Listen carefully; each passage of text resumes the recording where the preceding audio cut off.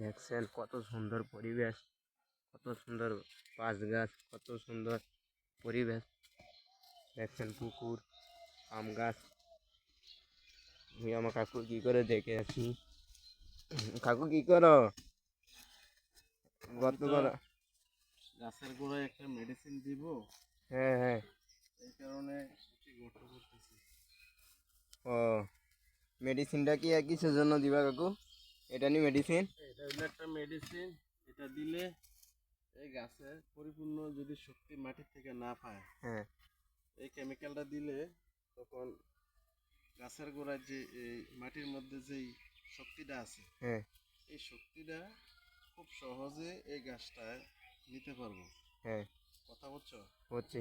তখন এই গাছের ফলগুলা আকারে বড় হইব এবং ঝইরা পড়ব না।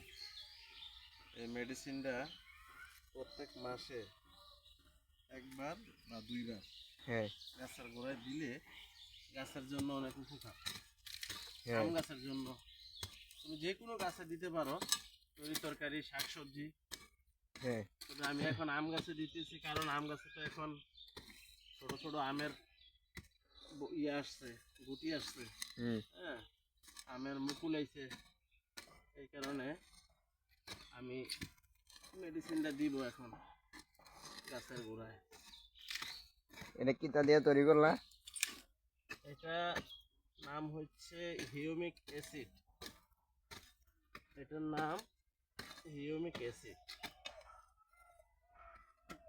এটা বাজারে কিনতে পাওয়া যায়।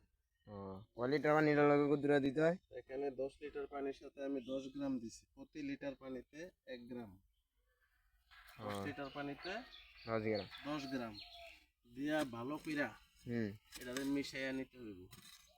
এই যে দ্রবণটা তৈরি করলাম, দ্রবণটাকে ভালোভাবে মিশাইয়া তারপরে প্রয়োগ করতে হইব গাছের গোড়ায়। যারাই আমার ভিডিওটা দেখতেছে তারা অবশ্যই তারা কোনো কিছু পরামর্শ গাছ সম্বন্ধে জানতে চাইলে কমেন্ট করবে। তাইলে অবশ্যই আমরা কমেন্টের মাধ্যমে কাস্টমারকে, ক্লায়েন্টদেরকে জানাইয়া দিব যে গাছের জন্য কখন কি করতে উচিত। আশা করি ভিডিওটা উপকারে আসবে।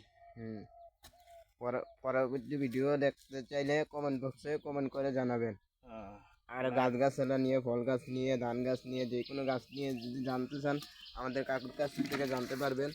এই হলো, আল্লাহ হাফেজ। ভিডিও শেষ করলাম।